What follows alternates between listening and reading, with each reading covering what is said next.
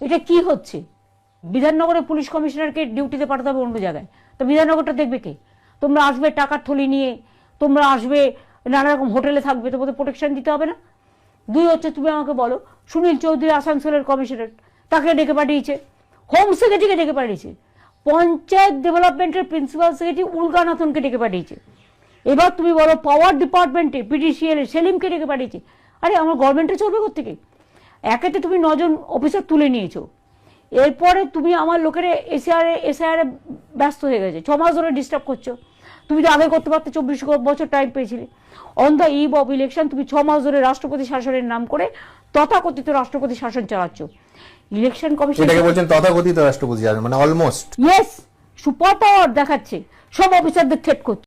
গত পরশুদিন draft list বেরিয়েছে, এতদিন কিচ্ছু বেরোয়নি, এবং সেই ড্রাফট লিস্টও যদি দেখেন, সবার পক্ষে অত কোটি কোটি পাতা খুঁজে নিজের নামটা কতদূর দেখা সম্ভব? অনেক অসহায় মানুষ আছে, সাধারণ মানুষ আছে, আমি জানি না, কিন্তু 54 লক্ষ নাম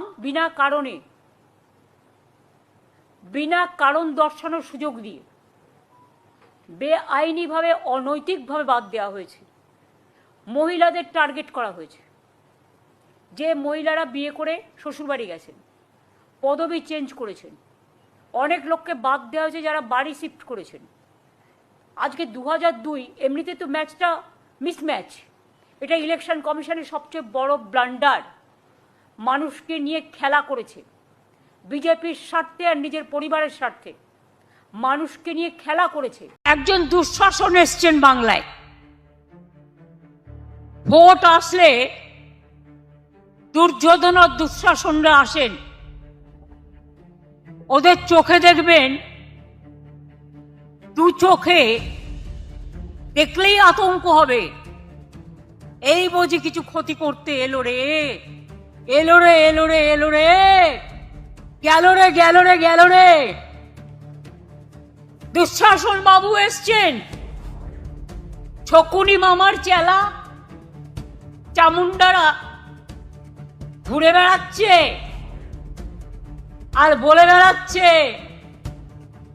বাংলায় নাকি 1.5 কোটি লোকের নাম বাদ যাবে। কেন?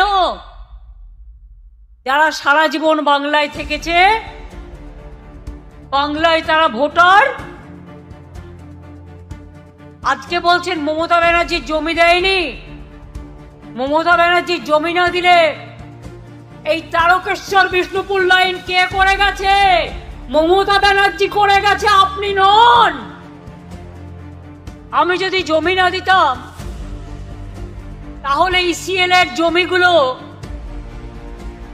কয়লা তুলবার জন্য কোথা থেকে আসতো? রানীগঞ্জে জমি কে দিয়েছে? জামুরিয়ায় জমি কে দিয়েছে? একজন দুঃশাসন এসছেন বাংলায়।